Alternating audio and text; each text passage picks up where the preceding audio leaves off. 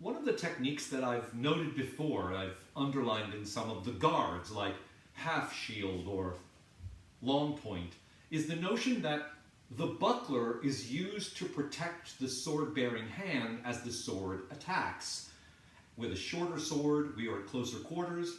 The hand in the manual's illustration is completely unarmored, and it would be the closest part of the body to attack, and if it were attacked, a great way to win the fight. If I can cut your hand deeply enough, you can't hold the sword, and we're pretty much done.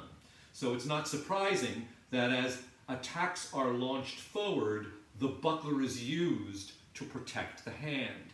In addition, there's a second usage behind the buckler as the attack comes forward.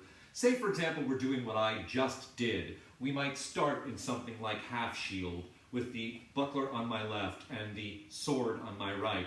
And as I choose to attack, say, the right side of my opponent, I might overlap the buckler's position so that any attack from their sword or buckler would be protected by my buckler on my hand.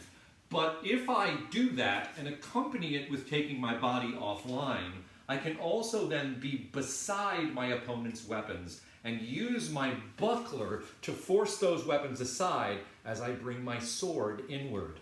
So while the two weapons did start joined, they're now separated in two different purposes.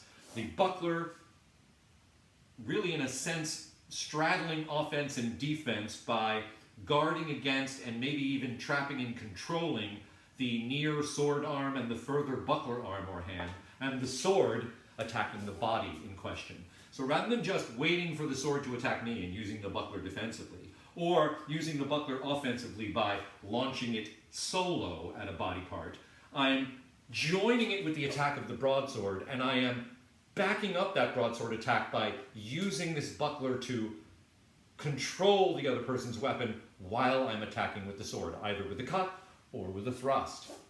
We saw that in a couple of instances in those sparring videos, bucklers being used to try to control the other weapon. We talked already about how the curved surface of the buckler means any long-term purchase on something like a sword is unlikely. But if that's accompanied with a continuous forward movement, and if I'm aiming for something like the hand or the arm, I might have a better chance at that buckler controlling that arm or that weapon long enough for me to launch an attack. So here's an instance where I'm calling this a joined action to start with. I've joined my buckler to the sword to protect my hand. That then becomes two offensive actions, one against the weapons, the other against my partner's body. Something interesting to explore in our choreography. Let me show you that one more time from the side in case that head-on view is not as helpful. Here I am in half shield.